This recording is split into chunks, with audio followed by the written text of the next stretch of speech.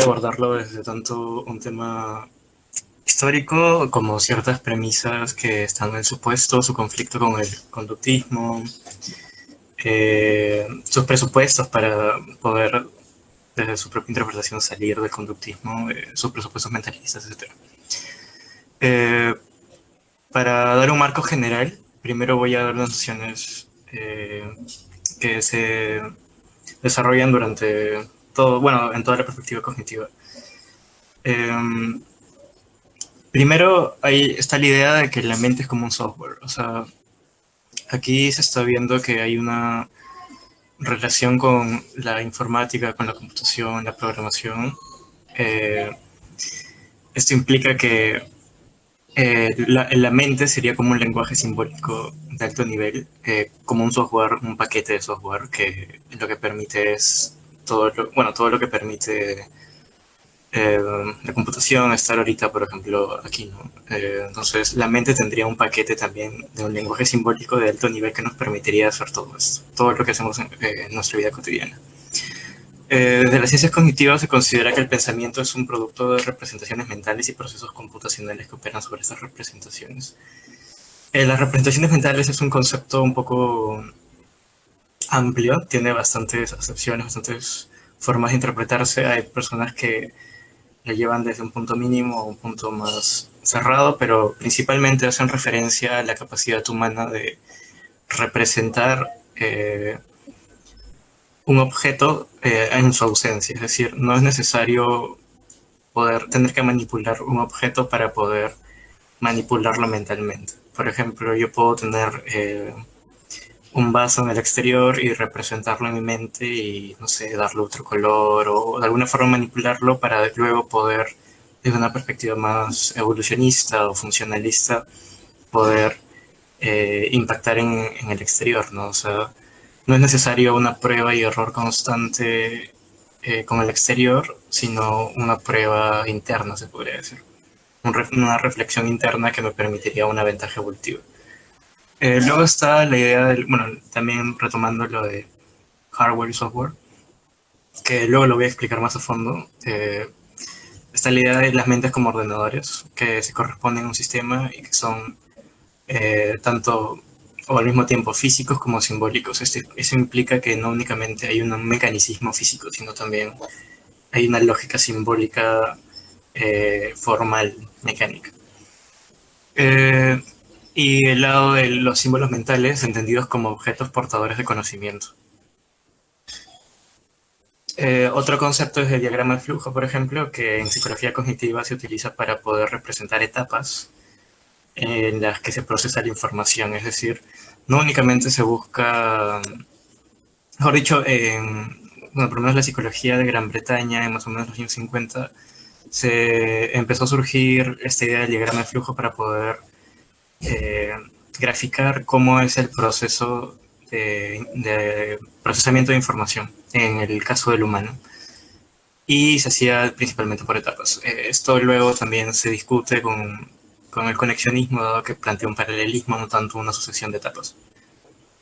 Luego está la idea de algoritmo, que tiene que ver con procedimiento o un sistema formal. Eso tiene que ver con procedimientos lógicos de formas de hacer las cosas, se podría decir. En matemática, por ejemplo, incluso para, no sé, los que arman cubo de Rubik, no sé, también tienen sus algoritmos de cómo lograr X cosa, ¿no? Que es definido en términos de la forma de la representación que da su significado. Es un asunto puramente de manipulación de patrones en la representación, o sea, a nivel ya de cognición se manipulan patrones en las representaciones, que serían estos procedimientos. Y para agregar, se vincula con el planteamiento de Descartes y Leibniz en un lenguaje automático y completo para el razonamiento. Esto relacionándolo con la literatura racionalista, se podría decir, o herencia racionalista, que de alguna forma se va vinculando con la psicología cognitiva. Y lo más importante es entender que la mente humana como un sistema de procesamiento simbólico, que convierte datos sensoriales en estructuras simbólicas. Es decir, los datos del exterior, bueno, hay un proceso de input que sería la entrada y output que sería la salida. Por ejemplo, en varios modelos se entiende así.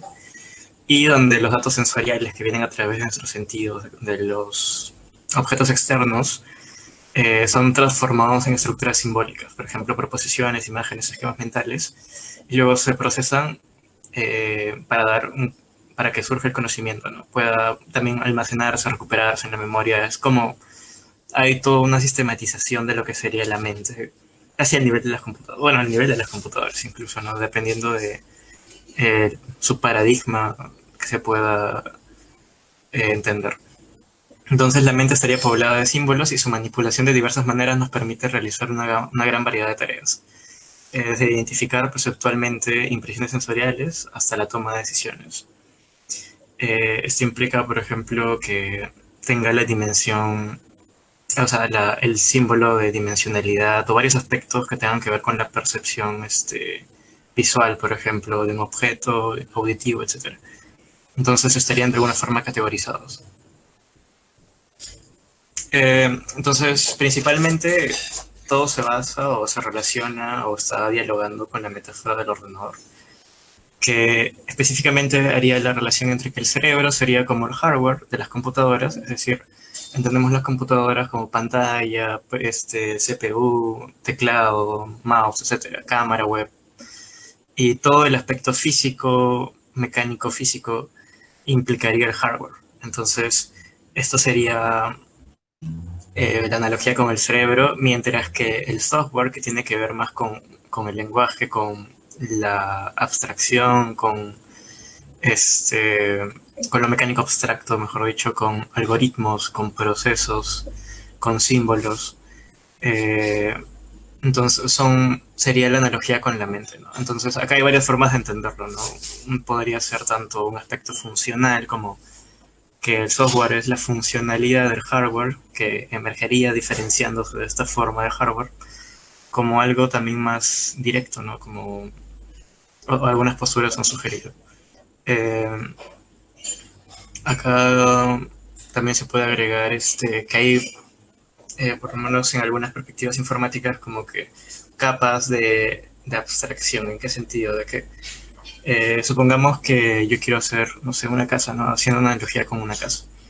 Una persona puede hacer una casa siendo arquitecto y no necesita saber cómo se hicieron los ladrillos, el proceso industrial de los ladrillos, etcétera, etcétera, etcétera. Entonces, eh, hay varios niveles que, aunque puedan estar vinculados, no, pueden estar también claramente diferenciados y tener su propio campo, ¿no? En este caso, la psicología cognitiva haría una reivindicación de este campo mental, en cierta forma.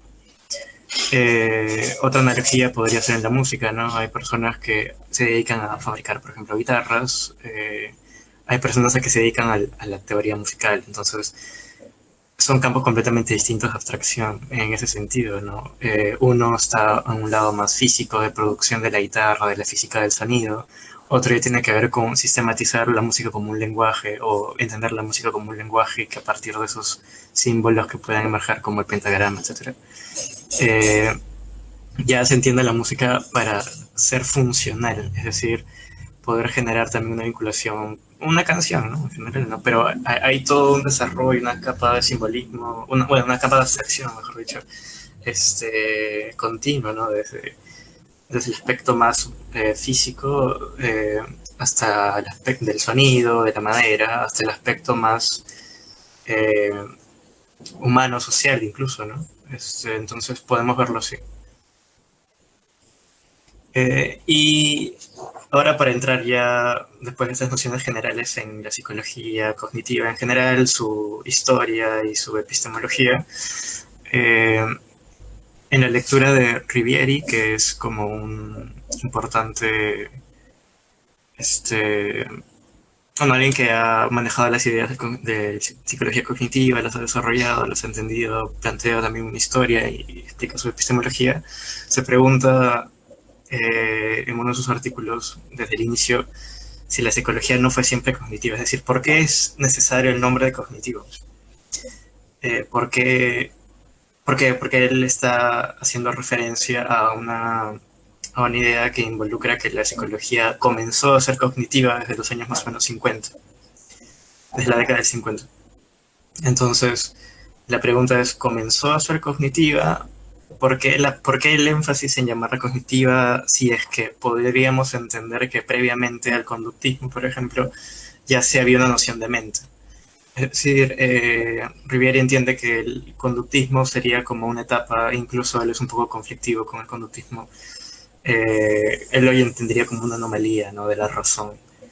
Y diría que, o dice que no, o sea, este retorno a lo cognitivo y la necesidad de poner la palabra cognitiva viene en cierta forma por esta vinculación con el paradigma previo, el paradigma conductual que venía en el momento anterior, que bueno, también se hizo una ponencia sobre eso. Entonces, básicamente para resumir, o voy a dar algunas ideas generales como para ver cómo se dialoga con la psicología cognitiva.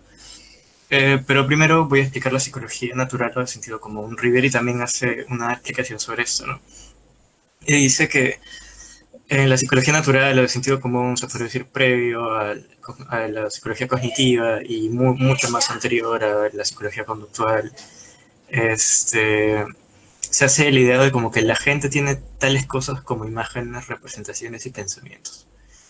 Y lo vincula con una reducción a la conciencia, una experiencia fenoménica.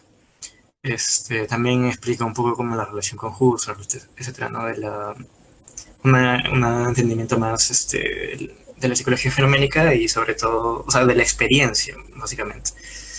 Y él explica que la psicología cognitiva no es esto, o sea, sí es esto, por ejemplo, la de imágenes, representaciones y todo, y también hace referencia y bastante al sentido común, pero, por ejemplo, en el segundo caso de la conciencia y la experiencia, no. ¿Por qué?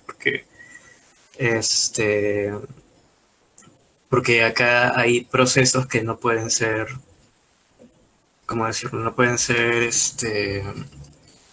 explicados por la introspección, por ejemplo, ¿no? Y la misma crítica que hacía el conductismo a la introspección es retomada en cierta forma, no porque también se vuelve a utilizar por la psicología cognitiva, pero en otro sentido. O sea, ya no se utiliza como entendimiento general de mente, sino como en este caso, por ejemplo, el aspecto más de la experiencia fenoménica. Entonces, acá hay otra, a pesar de que hay un retorno hacia la psicología mentalista que involucra o postula la mente, a diferencia del conductismo que en primera instancia podría omitir la mente dentro de su investigación por tanto dificultades tecnológicas, por imposibilidad del método, etcétera, como ya simplemente negarlo. En este caso hay un retorno a ello y tiene una pretensión de objetividad. O sea, bueno, eso también lo voy a ir explicando, ¿no? Pero hay una pretensión de mantener ciertos postulados de la psicología conductual, por ejemplo.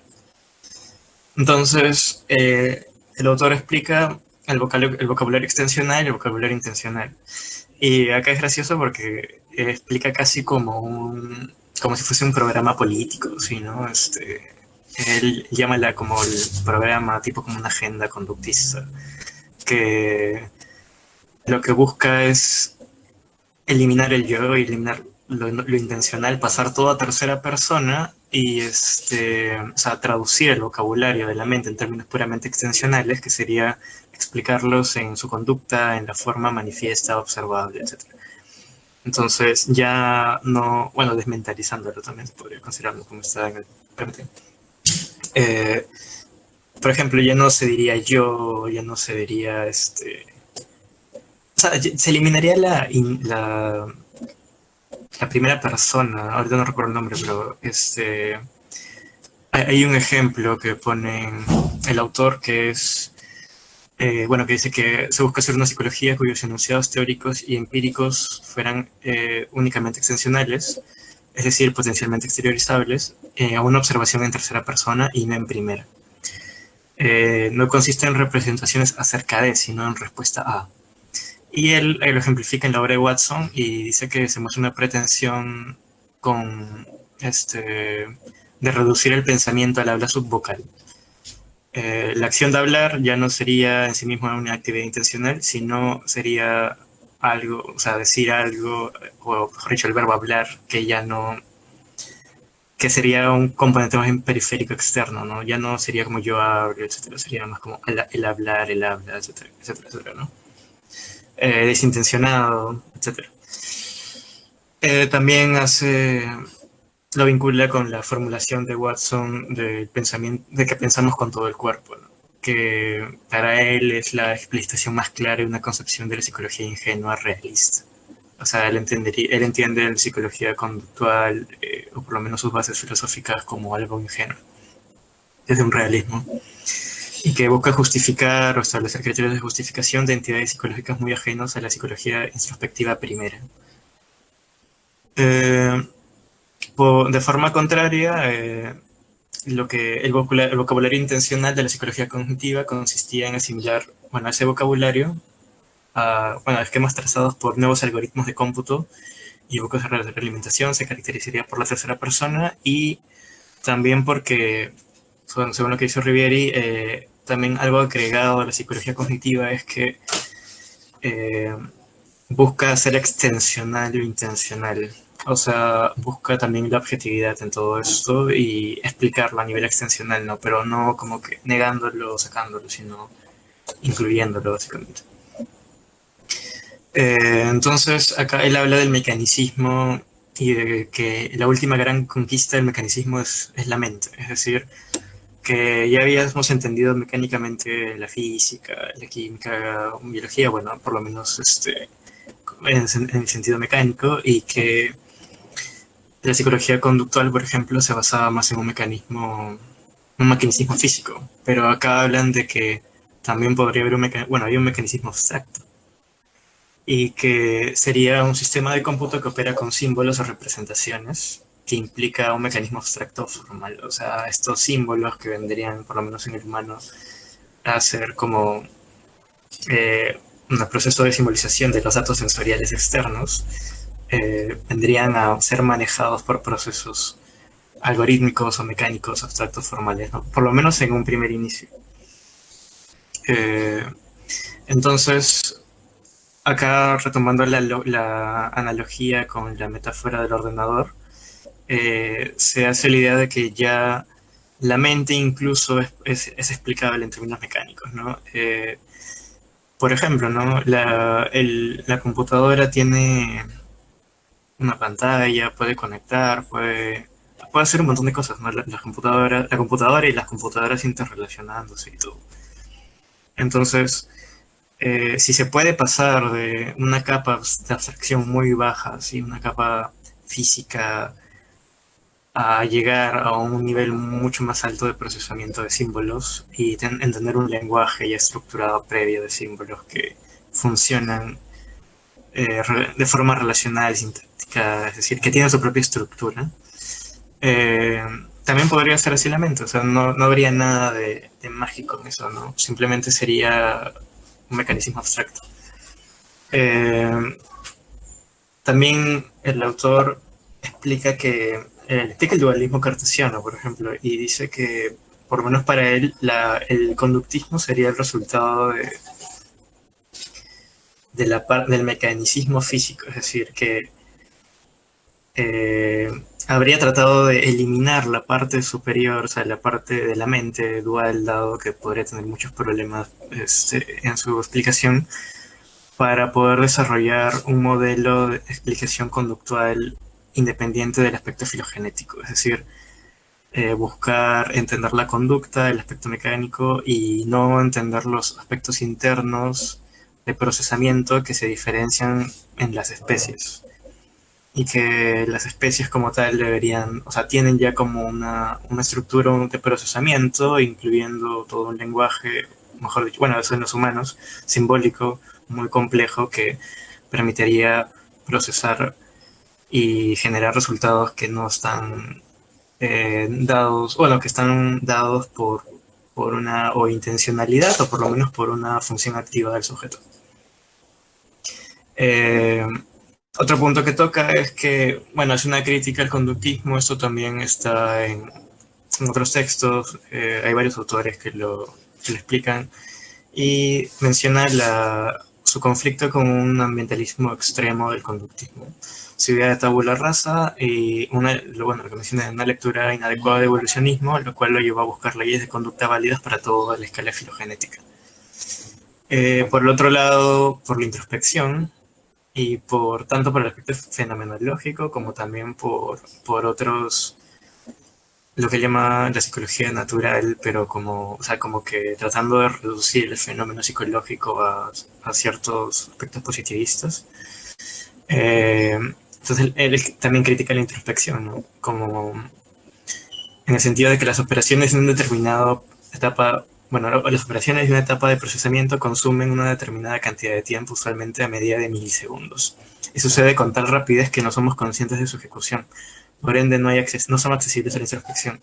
En este sentido, la psicología cognitiva solo existe a partir de que un conjunto de personas puedan realizarlo. O sea, ya plantea que la introspección no puede o es incapaz de entender todo este proceso interno. Que es necesario un otro, se podría decir, ¿no? Esa sería su crítica al lado de la filosofía más fenomenológica o también psicología fenomenológica. Otra cosa que agrega es que el paradigma conductual está basado principalmente en el positivismo y que el paradigma cognitivo se basa principalmente en una epistemología más contemporánea. Y por ello utiliza palabras como revolución, paradigma, refiriéndose a autores como Thomas Kuhn, Feyerabend, Katov Popper, etc., ¿no? Que, bueno, entenderían que los datos no son neutros y que están en función al paradigma, a la teoría, al modelo, a la perspectiva. Eh, Acá, bueno, voy a explicar esta parte. En otro texto encontré que, bueno, hay una crítica, por ejemplo, a la psicología cognitiva, al concepto de lo mental y basado en el conductismo filosófico, que se origina en función a los estudios de Wittgenstein acerca del lenguaje ordinario y cuyo representante más característico es Ryle. Bueno, en su obra El concepto de lo mental, donde ataca el dualismo cartesiano y observa que la diferencia entre lo mental y lo cerebral constituye un error de categorías. Pero, sin embargo, la psicología cognitiva sigue considerando la existencia de la mente. O sea, bueno, por ejemplo, esto lo de Reich se explicó en la ponencia de psicología conductual. En este caso, este paradigma tiene sus argumentos para poder seguir manteniendo esta perspectiva, ¿no? Primero se afirma la existencia de entidades mentales, datos que se refuerza señalando el hecho de que se nombraba como, bueno, que esto se nombraba como conciencia, ¿no? Y de que se trata de una evidencia intuitiva, o sea, como que la sensación o la evidencia intuitiva de la mente no parece, por lo menos en la forma cotidiana, criticable, ¿no? Pero obviamente eso no es suficiente. Entonces, no solo es la sensación intuitiva de la mente, sino también que nosotros adjudicamos mente a los otros, como una especie de proyección, ¿no? Pero en la psicología cognitiva, de manera general, parece existir la creencia común en la capacidad del organismo de tener representaciones sobre representaciones de otros. Esto involucra, yo represento lo que el otro está representando, tiene que ver con ya factores metarepresentacionales o teorías de la mente, si es que no me equivoco ahorita, que tiene que ver como yo entiendo al otro no porque sea el otro, sino porque hay algo en mí que me permite atribuir en el otro intenciones, atribuir pensamientos. Entonces, esta lógica de la atribución de pensamientos, ¿de dónde viene? ¿No? Es como que muy intuitiva, el sentido de que yo no sé lo que está pensando el otro, pero de alguna forma tengo una especie de esquema, representación en mi mente que me permitiría tanto entender al otro en función a mí, en función a mis representaciones, como también predecir en cierta forma lo que va a hacer el otro. Entonces también plantean que una prueba fehaciente de la existencia de la mente es la presencia en todos los lenguajes de verbos mentales. Esto tiene que ver con lo de intencionalidad y extensionalidad y también con los aportes de Chomsky, ¿no? Que implica que hay una estructura, o sea, todas las estructuras del lenguaje siempre tienen verbos que hacen referencia a lo mental, verbos que hacen referencia al yo, a la intencionalidad. Entonces, el lenguaje estaría estructurado de esa forma, ¿no? Con una parte del sistema que le permite ser un significante de esto, ¿no? De la conducta intencional y de la mente como tal. Eh, bueno, y por último explica que la tradición de este mentalismo debe sin duda remontarse a Wundt, a James, a Piaget y a Vygotsky. Por último, debemos decir que se han destacado como ideas comunes en torno al concepto de la cuestión de intencionalidad y el significado de los pensamientos que conforman lo mental. En cuanto a Piaget, por ejemplo, Piaget también habla de aspectos cognitivos. Sin embargo, una diferenciación entre los subparadigmas las corrientes que vamos a ir viendo después sobre el proceso de información y todo ello, se corta un poco sobre todo con la concepción de Piaget de las etapas.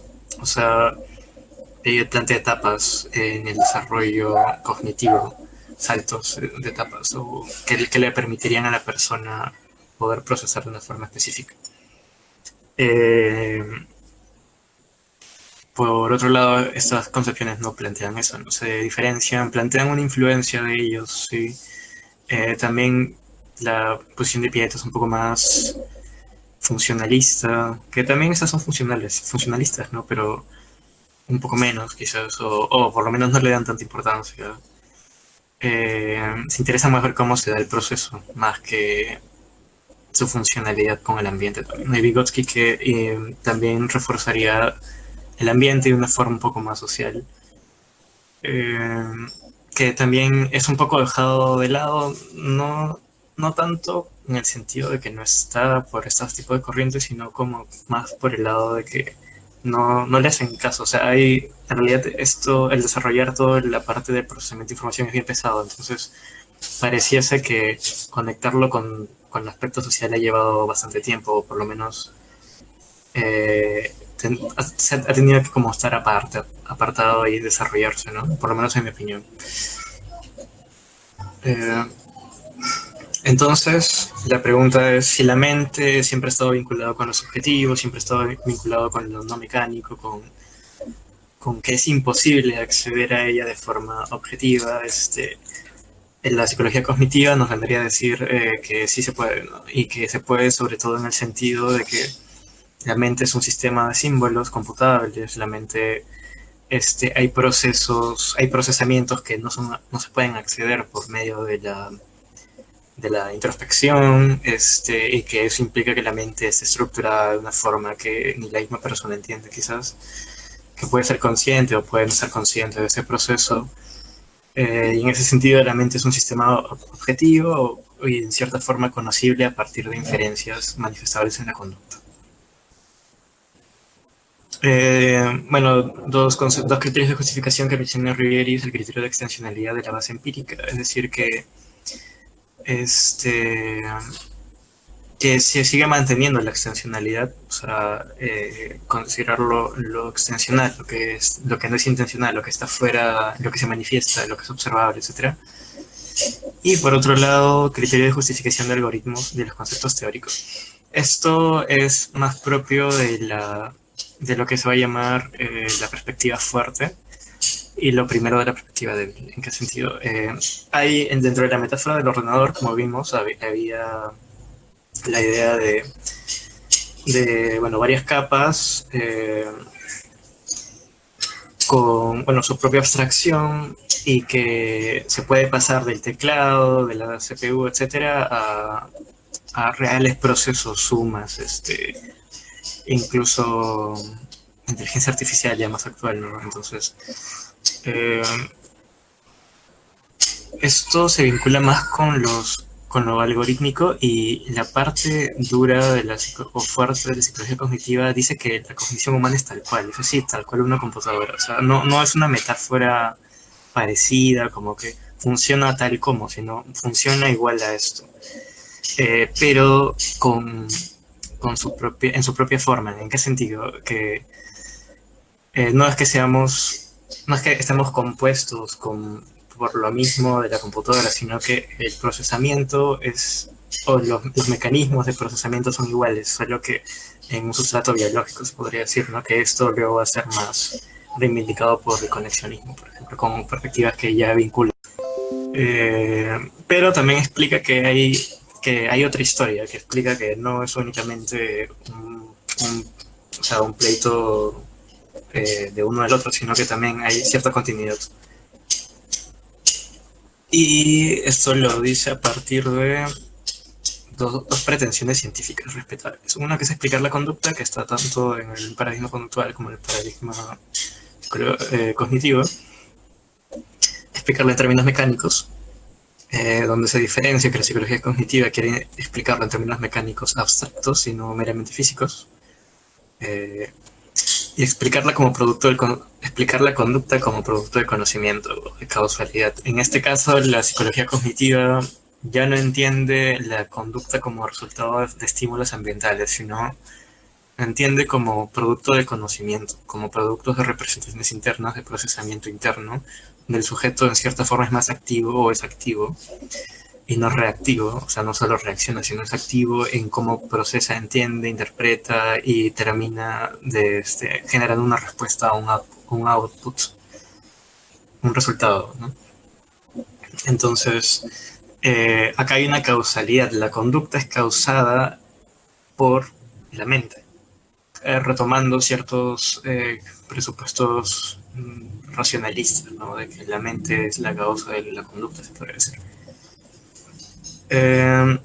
Tortosa hace un desarrollo de toda la psicología en general y explica también el contexto de la psicología cognitiva, y él presenta que hay 4 momentos o 4 aspectos importantes en el desarrollo de este paradigma. Primero plantea oportunidades, que él entendería que es la crisis del conductismo, que ya más o menos le hemos ido explicando. Los medios, que son los desarrollos científicos y tecnológicos, que tienen que ver con el desarrollo de la informática, la programación, la tecnología, Turing, el desarrollo también de la lógica binaria, etc. O sea, varios aspectos que tienen que ver con cómo va a funcionar una computadora basado en tantos temas físicos como en temas matemáticos, y luego cómo de esto va a poder emerger todo el procesamiento de información, y cómo ya a partir de eso hay como una especie de demostración de, mira, sí se puede, ¿no? O sea, sí se puede entender que la mente es objetiva en este sentido. Y por último, bueno, en tercer punto, la coartada, que entiende como el desarrollo filosófico de aspectos, de corrientes no positivistas o pospositivistas, él llama positivistas, que implica entender que los datos no son neutros, que hay un paradigma, que hay bases o supuestos epistemológicos en todas las corrientes, en la recolección de datos también, que depende mucho del factor cultural, que depende de la comunidad científica, que depende de X cosas, ¿no? Entonces, básicamente lo que hacen, o por lo menos como lo entienden estos autores, es que ellos se agarran más por ese lado, ¿no? En ese desarrollo de lo filosófico. También de la aportación de Hilary Putnam, que plantea un dualismo funcional, no un dualismo cartesiano, o sea, de Descartes, que era la división entre mente y cuerpo, donde la mente era una sustancia diferente al cuerpo. El cuerpo vendría a estar gobernado por leyes mecánicas, mientras que la mente estaría más vinculado con Dios, con la razón y todo ello, ¿no? En este caso, Hilary Putnam plantea un dualismo funcional, donde entiende que lo mental vendría a ser el aspecto operativo funcional del mecanismo físico. Es decir, que estaríamos no viendo como una sustancia, ¿cómo decirlo?, más de corte muy metafísico, ¿no? Sino, o muy abstracto, muy religioso, por decirlo también, sino entendiéndolo en aspectos funcionales, ¿no? Que lo físico no se queda en lo físico, sino que en su mecánica, en su desarrollo, va a ir generando procesos más abstractos y funcionales que no se pueden reducir a solo sus componentes individuales, etc. Entonces, buscaría ir en contra de un reduccionismo en ese sentido. Y el móvil sería recuperación de lo mental diferenciado del pasado, que también es lo que he explicado, que por qué retomar la psicología cognitiva con la palabra cognitiva, si es que se suponía en cierta forma que la psicología siempre ha sido mental, a excepción de la época conductual, y que ¿Por qué diferenciado? Porque ya no solo entendemos la mente en la forma del sentido común o natural, sino que también entendemos como un proceso que no puede ser analizado mediante introspección, o por lo menos no del todo, por lo menos no la parte más del funcionamiento del sistema, eh, y con un lenguaje se puede decir, extensional y objetivo, ¿no? O sea, se copia del lenguaje de la informática, por ejemplo, no recoge varios términos de ahí. Eh, bueno, en lo de aquí había medios, ya desarrollé más o menos las oportunidades, quizás voy a irlo desarrollando más, los medios que tienen que ver con el desarrollo científico. Acá voy a pasar a explicar lo de Boole y lo de Turing, que tiene que ver con todo ese desarrollo y como que para que más o menos se entienda cómo es que se llega de ese aspecto mecánico a un aspecto ya más abstracto, ¿no? O simbólico, porque eso es, creo que algo un poco como raro de entender o antiintuitivo. Es como que como algo físico sale un pensamiento, ¿no? Eh, entonces, más o menos como para que se entienda. Y bueno, de ahí, eso sería lo que me faltaría explicar más o menos, ¿no? George Boole, él habla de la lógica binaria, tiene que ver también con el lenguaje binario de ceros y unos, en donde se habla de verdadero, falso, de sí y de no, donde el cero representaría el no y el uno el sí, por ejemplo.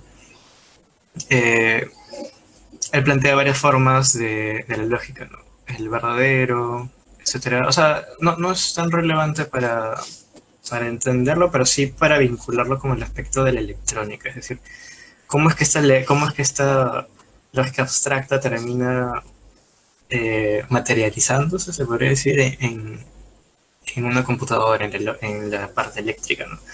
Y aquí, por ejemplo, hay una idea, la idea de puertas lógicas, si no me equivoco el nombre, y hay una entrada eléctrica y hay una salida. Si hay un cero que es un no, la puerta no se abre. Si hay un uno que es un sí, la puerta se abre. Y esto implicaría saber si es un sí o un no. También se puede hablar de lo del falso. Y luego, mediante la lógica, negar esto. O sea, por ejemplo, yo digo, me gusta comer. Y le pongo el no, no me gusta comer. Entonces, eh, de esa forma se va reduciendo la lógica de tal forma que pueda encontrarse sistemas que puedan explicar todo, o sea, todas las posibles proposiciones o bueno, entendiéndolo ya a nivel eléctrico y ir generando más, como una capa más de complejidad. Y esto ya va a partir de varios de estos sistemas, por ejemplo, entrada y salida, como los de aquí, eh, se puede generar la suma. Ahorita no podría explicar eso, pero eh, se puede entender que entre más se van complejizando estos sistemas, esto ya es a nivel eléctrico, ¿no? Pero es la aplicación de la lógica binaria de Boole. Se va pudiendo llegar a más y más y más, a más capas mucho más complejas, llegando a la suma y luego de la suma, ponerle códigos y etcétera, etcétera, ¿no? Como para llegar a como un teclado puede generar todo lo que, o sea, un símbolo, por ejemplo, una suma en tu computadora y cosas mucho más complejas. Estos serían los símbolos ya, o los códigos, bueno, claro, los símbolos ya dibujados a nivel de dibujo, ¿no? Acá hay otros, cómo pasa la electricidad, cómo es que esto permite que pase o que no pase. Por ejemplo, si es true, true, pasa y luego pasa y eso hace que todo pase como true, etcétera, etcétera. Esto inspira a Alan Turing, o sea, la lógica de Boole, mejor dicho, inspira a Alan Turing, y le permite hacer un desarrollo de las máquinas y plantear la prueba de Turing, en la que no es posible saber si hay un humano o una máquina detrás de una respuesta. O sea, se plantea una especie de reto al saber si tú no puedes ver un resultado, o sea, no puedes saber quién está haciendo el resultado, y hay un resultado de dos, o tanto humano como computadora, ¿cómo sabes qué es la inteligencia? ¿Cómo sabes qué es la mente? ¿No? Es como un primer acertijo, se podría decir, de qué sería la inteligencia, qué sería el procesamiento de información, etcétera. Entonces, eh, claro, si tú ves que una máquina puedes programarla para que te haga una suma en el mismo tiempo que lo haría una persona, y los dos te botan en el mismo resultado, tú le dices ya cuántos más dos y cuántos más dos, y los dos te botan el mismo resultado al mismo tiempo, y tú no puedes ver quién lo ha hecho, ¿cómo distingues quién es una persona y quién es una computadora? Esa es la primera prueba, se podría decir, de una prueba de Turing. Entonces, ya empieza a haber una no distinción. Sin embargo, se hace una aclaración de que habría una diferencia, o lo que luego también se va a ir retomando, ¿no? Habría una diferencia entre la persona y la máquina en cuanto a su forma de procesar. Es decir, que hay un mismo resultado, no, ya nos sugiere que hay una forma de procesamiento. Sin embargo, no podríamos asegurar que esta forma de procesamiento sea idéntica, de la misma forma. Entonces tendríamos que ir viendo cómo se va a ir desarrollando. Pero ya de por sí se van viendo eh, esta idea de que hay algo dentro, hay algo en el procesamiento que nos permitiría hablar de inteligencia o de mente sin necesidad de o eliminarla o de recurrir a una abstracción más metafísica. Eh, este año, el 1956, se considera como un año crítico para el desarrollo de la psicología cognitiva. Dado que hay varios aportes, ¿no? Uno es de Noam Chomsky, hay otros de Herbert Simon junto con Ellen Newell y de Miller. Acá hay tanto avances, también hay una crítica al conductismo, o más crítica al conductismo, también hay más formalización, más desarrollo en la psicología experimental, con este tipo de modelos computacionales, con esta metáfora del ordenador, etcétera, ¿no? Un primer punto es que bueno, Chomsky hace una crítica bueno, desarrolla su sintaxis, su lógica sintáctica, esto no recuerdo bien el nombre, eh, y lo que plantea es básicamente que hay relaciones entre las palabras que son como estructurales, ¿no? Son relaciones que no pueden modificarse y al mismo tiempo también va desarrollando la gramática universal y la idea de que, por ejemplo, todo tiene un sujeto, todo tiene un predicado y que hay dependiendo del orden de las palabras, por ejemplo, puede cambiar el significado o simplemente puede no haber significado o no entendimiento. Entonces, de alguna forma, la estructura, cómo se van interrelacionando estas partes, es un sistema, es parte de un sistema. Entonces, se busca entender cómo se ha estructurado este sistema y cómo esto podría ser el sistema o el lenguaje de la mente. O sea, la mente sería un lenguaje o el lenguaje de la mente. Habría un lenguaje de la mente que estaría estructurado y que es el que nos permite procesar a través de símbolos, generando proposiciones y como desarrollándolo, interactuando con ello, manipulándolo mentalmente y luego dar un resultado. Su alumno, por ejemplo, Steven Pinker, también desarrolla la idea desde otro punto. Él habla más de una forma más contemporánea, también distinto. No es tan, no es tan racionalista en ese sentido, quizás se podría decir. Dado que lo entiende también es un sistema evolucionista, dado que la psicología cognitiva también va inclinándose un poco por la psicología evolucionista, que ya agrega el aspecto de la evolución, aspectos más biológicos y funcionales. Y un ejemplo sería, por ejemplo, mi sobrino cuando él dice, nosotros decimos todito, por ejemplo, ¿no? No sé, me lo comí todito, terminé todito. Mi sobrino dice todísimo.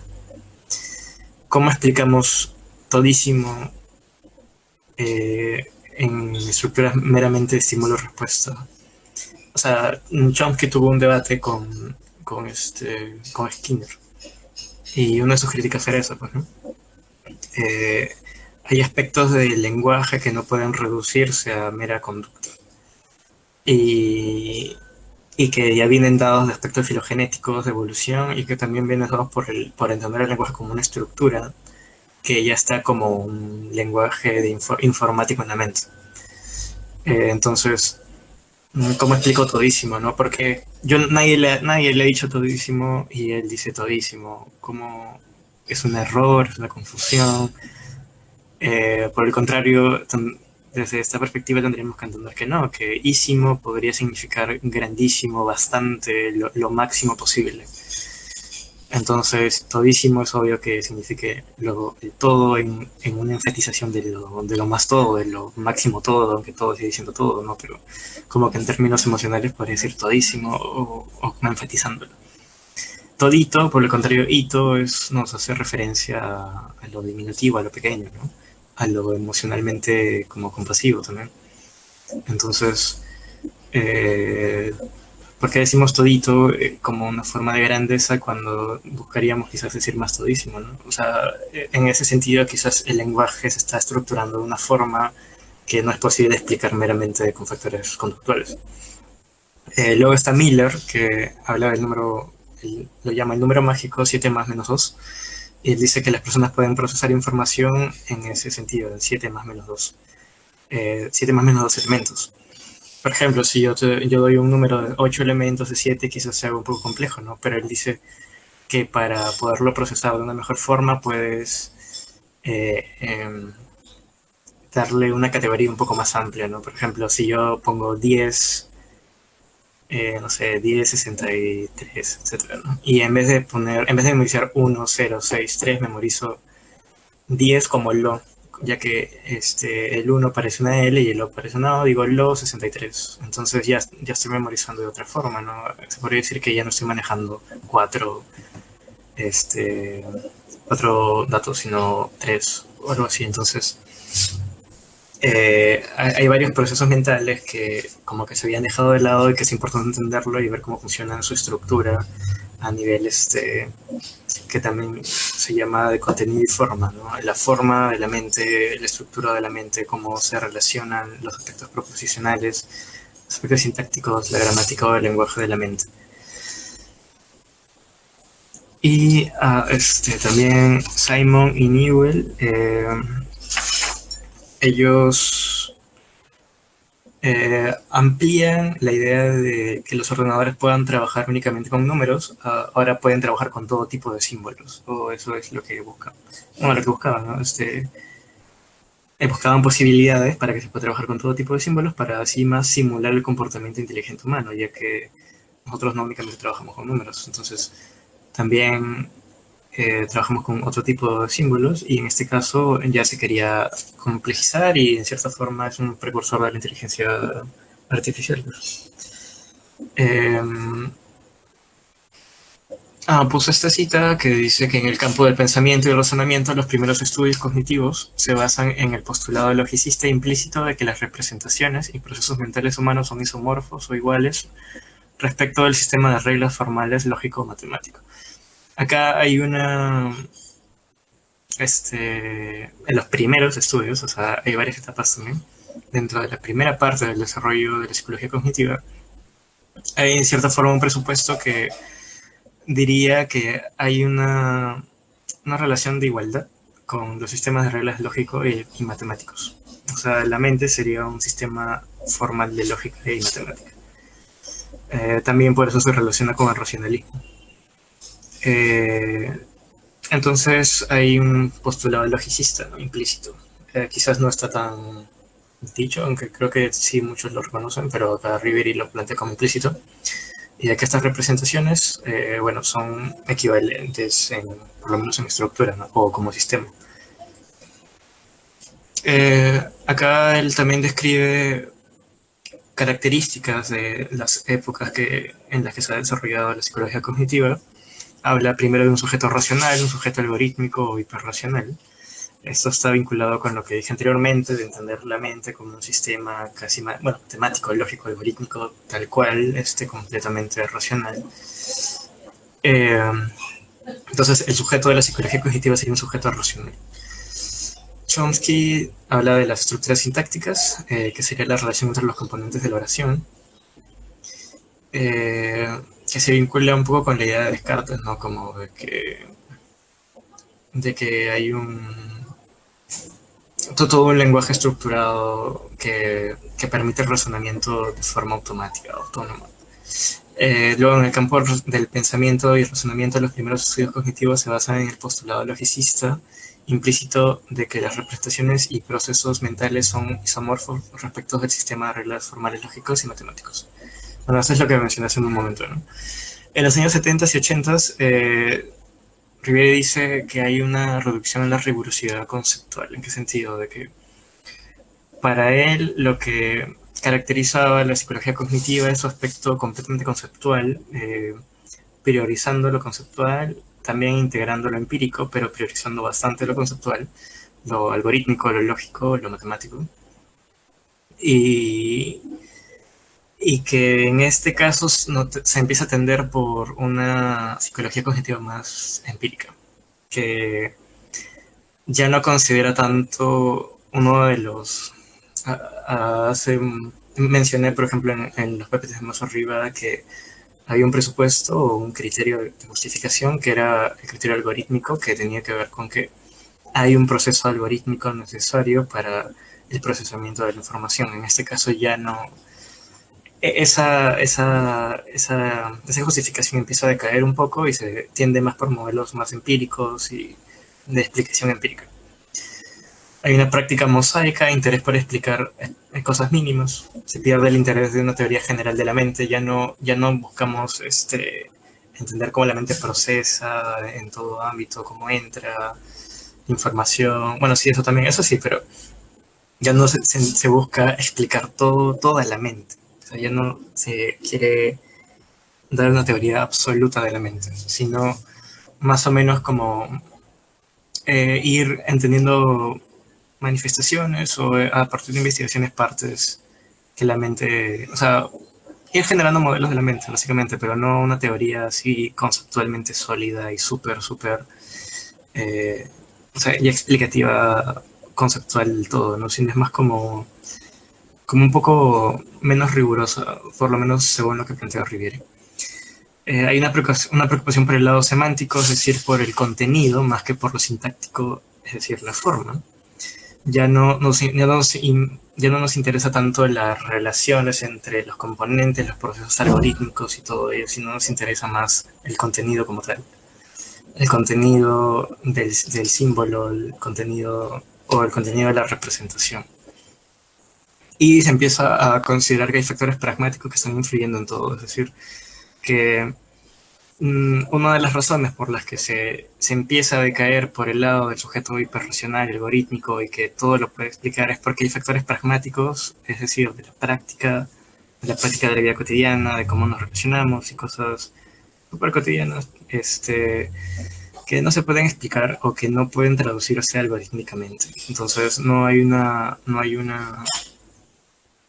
forma de llevarlo a esa teoría general de la mente explicativa, abarcativa, totalista, ¿no? O sea, es más como que aceptar una especie de debilidad que al mismo tiempo puede ser una ampliación, ¿no? Pero dependiendo de cómo, ya no hay una preocupación conceptual en ese sentido.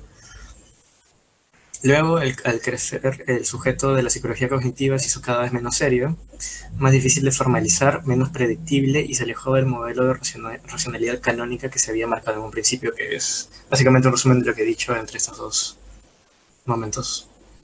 Definiciones y presupuestos generales de la psicología cognitiva. Hay un presupuesto mentalista que lo que implica es que la actividad humana no puede ser entendida ni explicada científicamente sin utilizar constructos internos mentales. Bueno, o sea, acá ya curiosamente, previamente se entendía la mente como una falta de rigurosidad. Acá se entiende que para ser científico o ser riguroso se necesita la construcción constructos internos mentales, ¿no? Es lo inverso, en cierta forma.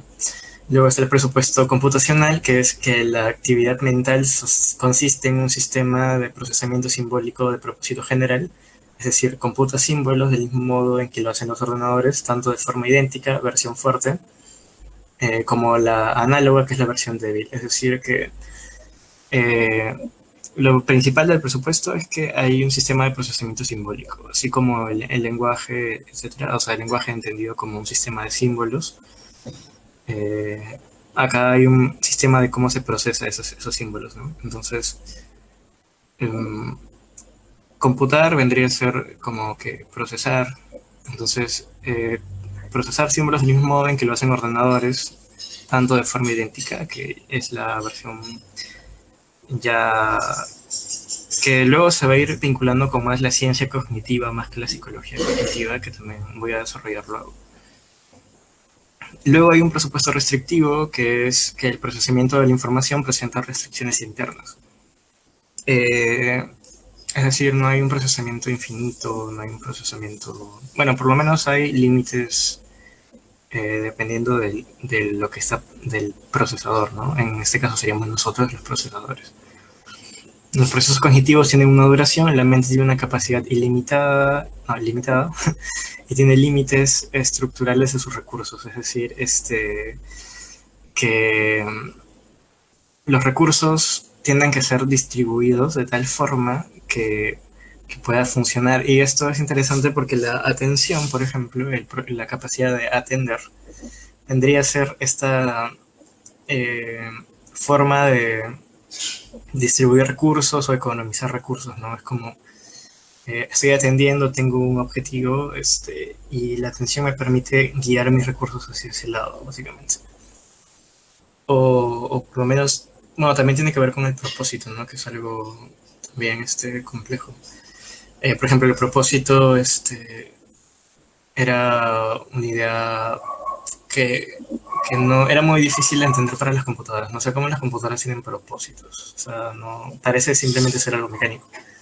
Los humanos, de forma contraria, tenemos propósitos e intenciones, ¿no? Entonces, hay un desarrollo también de cómo podría hacerse propósitos en la informática, en el aspecto computacional. Ahorita no recuerdo el nombre, pero era como un retorno, un feedback que entre el procesamiento permite ya tener como que nuevos propósitos y ser que hay un mayor desarrollo de algo. Que también se hace una analogía con el humano, ¿no? Como ¿por qué tenemos propósitos? O sea, ¿de dónde existe la intencionalidad? ¿De dónde salen los propósitos? Los propósitos, o sea, ¿de dónde salen? ¿Por qué yo quiero ir a tal lado? Porque tengo que hacer X cosa. Entonces, desde un nivel cognitivo tendría que ver con este feedback o esta retroalimentación que generaría una autonomía en cierta forma, una autorregulación. Luego es el presupuesto funcionalista, que tiene que ver con el dualismo cartesiano, pero ya no lo entendemos como el dualismo cartesiano plantea la res cogitans y la res extensa. La res cogitans sería la mente, entendida en sus términos más metafísicos. La res extensa sería más el cuerpo. En este caso, en la psicología cognitiva no sería la res cogitans, sino sería la parte funcional de la res extensa. El dualismo funcional, esto ya estaría como que más preciso en el dualismo funcionalista de Putnam. Es de Hilary Putnam, que ya plantea que la mente sería lo que emerge o lo del aspecto funcional, el software del hardware, ¿no? En este caso hay un software, hay un hardware, y el software sería todo el aspecto funcional, chatear, etcétera, ¿no? Entrar a internet, calcular, sumar, restar, etcétera, etcétera. Bueno, la versión débil de la analogía se vincula más con la parte central, o sea, que se centra en el aspecto extensional, es decir, la conducta más observable, bueno, la conducta observable se corresponde mejor con la tradición empírica, que genera modelos teóricos en función de los resultados, y tiene un modelo vago de la metáfora del ordenador. Es decir, no considera al humano como un sistema de procesamiento tal cual, sino más como una especie de analogía funcional para poder sacar ciertas palabras, para generar un marco conceptual. No entiende, ¿cómo decirlo? No entiende esa, o mejor dicho, no aplica o se diferencia de esa forma abstracta de entender la cognición o los sistemas cognitivos independientes del humano, o sea que ya se podrían decir, podría ser generalizado, como que y aplicable a todo de alguna forma, ¿no? No acepta el reto conceptual de Turing en ese sentido. La versión fuerte de la analogía entiende literal la metáfora, o sea, entiende que literalmente hay una, una subida, eh, entiende que hay una subida tanto desde las partes más extensionales, bueno, más físicas, hasta ya lo más abstracto. Incluso puede poner quizás un poco en juicio la idea de símbolo, o sea, de que los datos sensoriales son transformados en símbolos para poder ser procesados internamente. Eh, eh, y bueno, entonces básicamente es eso, ¿no? Ya entender una conexión directa, que literalmente somos una máquina, exactamente una máquina de procesamiento, solo que con ciertos componentes distintos a las de la actualidad en cuanto a inteligencia artificial o simple procesos de datos en general. Entonces acá también vemos una diferencia entre ciencia cognitiva y psicología cognitiva. La ciencia cognitiva se interesa o ya en su surgimiento, ya que hay una etapa como que quizás un poco de caos, donde nadie, siempre hay una etapa donde nadie sabe qué es exactamente, entonces empieza ya luego a entenderse más como se interesa por el procesamiento de la información independientemente de su sustrato físico, es decir, ya no me interesa si eres un cuerpo biológico o si eres una CPU. Se considera la interpretación fuerte de la metáfora del ordenador como parte de esa perspectiva. La psicología cognitiva se interesa por el procesamiento de la información en el humano principalmente, o, bueno, quizás también en el animal, ¿no? Entonces también empieza ya a vincularse con el sistema nervioso, con las neurociencias, etc.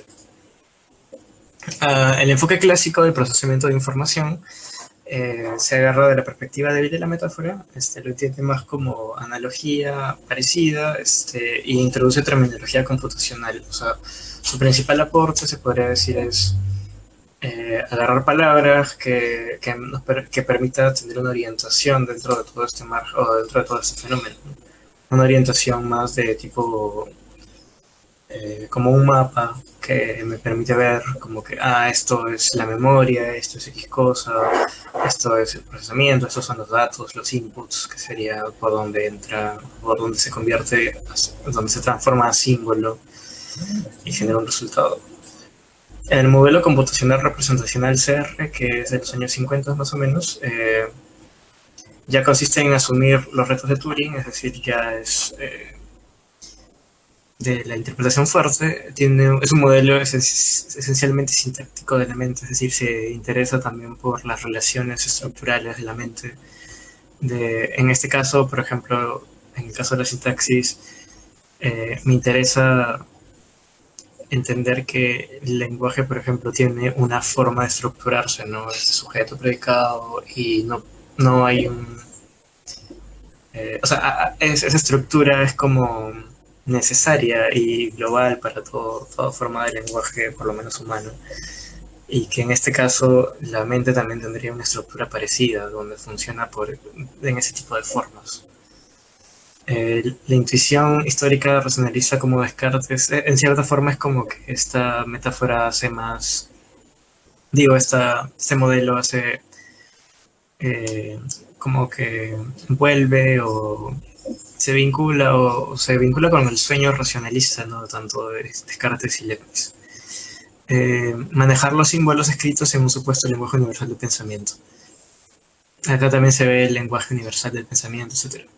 En cierto modo, la fuerza de la nueva psicología se basa en un gran equívoco que ha sido destacado lucidamente por Kinch, Miller y Paulson, que es mezclar conceptos propositivos y mentalistas de la psicología natural con las categorías del paradigma CR. Acá hay una crítica al modelo previo, que es para ellos hay una mezcla entre la idea tal cual de la metáfora y una idea análoga, es decir, o más como metafórica.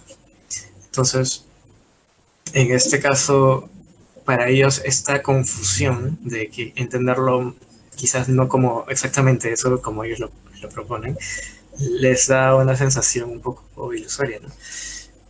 La psicología natural con categorías del paradigma CR, es decir, con las categorías derivadas de la noción de cómputo.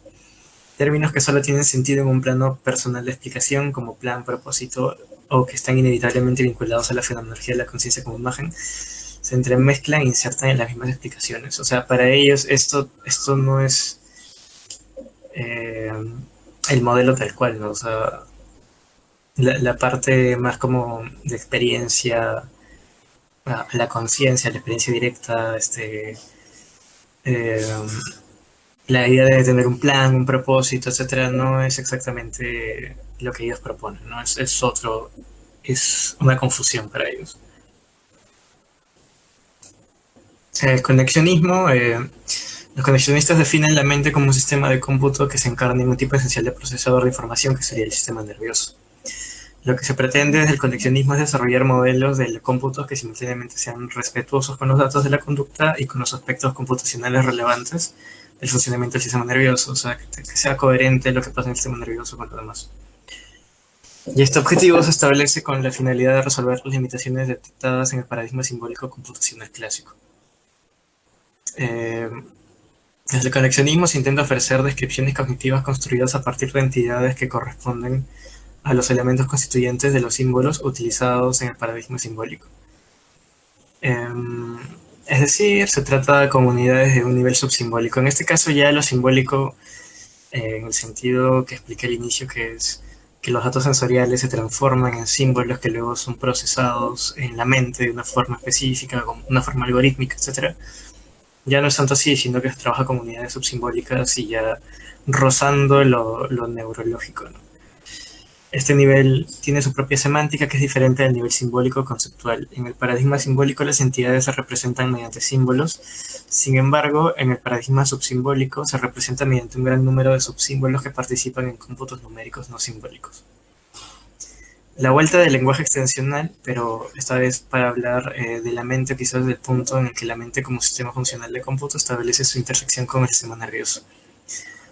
Acá regresamos a la idea del lenguaje extensional, de que ya no se habla en términos intencionales en el conexionismo, en este caso ya no meramente para explicar la conducta, sino eh, cuál es la relación entre mente y sistema funcional, o bueno, sistema nervioso.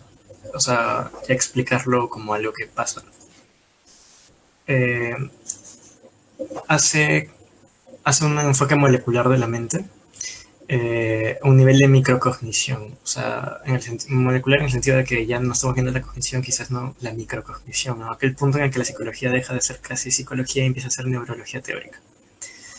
No la mente fenoménica definida por la milenaria psicología natural o la secular psicología filosófica científico introspectivista. O sea, no se están refiriendo a estos paradigmas, ¿no? Sino de la mente computacional. O sea, hay una diferencia, se podría decir, en cómo se está entendiendo esta mente. Definida previamente en la alternativa clásica de la psicología del procesamiento de la información y sobre todo el paradigma simbólico. Entonces acá la mente es literalmente un procesamiento de información y ya se hace una vinculación con el sistema nervioso. Bueno, y finalmente, o sea, en el desarrollo de la psicología cognitiva también ya, como hemos visto que Rivieri plantea que el sujeto de la psicología cognitiva ya no es tan claro, no es tan conceptual como antes, también empieza a vincularse más con lo empírico, entonces también ya empieza a vincularse con aspectos pragmáticos, con aspectos sociales, los símbolos también entendidos como elementos sociales, ya no, o sea, sí es cierto con los símbolos más básicos, pero también se puede vincular ya en un amplio, o sea, en un concepto mucho más, o vincularlo con la idea de cultura, sociedad, etcétera, ¿no? En este caso, por ejemplo, Bandura habla de cognición-aprendizaje y explica cómo la cognición tiene que ver con el rol activo del niño que aprende, ¿no? O sea, hay una vuelta también del aspecto conductual, pero también entendiendo la cognición, ¿no? Ya hay varios aspectos, el aspecto del aprendizaje, la imitación, el aspecto social, entonces ya empieza a vincularse otros elementos, ¿no? Que se podría decir que en la etapa del desarrollo de la psicología cognitiva eran considerados, sí, incluso autores como Brunner, por ejemplo, también lo consideraban bastante, pero se podría decir que hay un interés netamente sobre la estructura mental, cómo procesa información y como que se lo desarrolla del aspecto social, ¿no? Y es para entender quizás más como la dimensión mental en su estado más puro, ¿no? O sea, más aislado, no tanto como en todo esto se entremezcla. O sea, en mi opinión me parece que hay ¿cómo decirlo? Hay esa, como que un aspecto funcional de toda esa época es que se ha entendido bastante bien, o sea, ha logrado teorías bastante complejas sobre la mente y el procesamiento, ¿no? El aspecto de la memoria, el aspecto de por ejemplo, la memoria de trabajo, el working memory, la atención, cómo se economiza también los recursos atencionales, los recursos cognitivos, etc. Entonces, como que hay una buena comprensión y también se puede vincular con varias cosas, ¿no? El aprendizaje, la educación en general, el aspecto social, las relaciones sociales un poco más complejas quizás. Eh, y bueno, como para finalizar, la idea es que hay un montón de... El desarrollo es largo, complejo, hay por ejemplo, en el caso de la psicología cognitiva, digo, la ciencia cognitiva como tal, ya hay un interés por el procesamiento de la información como tal, a nivel global, ya no tanto del humano únicamente. En este caso se entiende la información, como yo lo entiendo, ya que la información viene a ser algo mecánico, algo abstracto, pero objetivo en el sentido de que es como que desde un sistema formal, un sistema algorítmico es validado, ¿no? Entonces, eh, ya empieza a verse la idea de, por ejemplo, input, entrada, que también se presenta en todo lo que he explicado antes, ¿no? Pero también aplicado tanto como que es necesario para varios modelos de procesamiento, o sea, no es algo únicamente del humano, ¿no? La computadora también tiene inputs, inteligencia artificial, etcétera. Entonces, se entiende la cognición como algo más global, como algo más no únicamente del humano, sino el proceso de la información y donde el humano vendría a ser solo un procesador de información más, ¿no? Aunque también se intenta imitar a ciertos aspectos que las computadoras no han podido del humano, ¿no? El humano como que tiene aspectos un poco más autorreferenciales, se podrían decir, ¿no? Como que le permite regular varios aspectos o hacerse mención, como un feedback entre los mismos procesos. Y eso es algo que también, como mencioné, también se ha buscado conseguir, ¿no? Para las inteligencias artificiales. Algunos problemas que, por ejemplo, tiene, según Ribeiro, es que no puede explicar muy bien la conciencia, por ejemplo.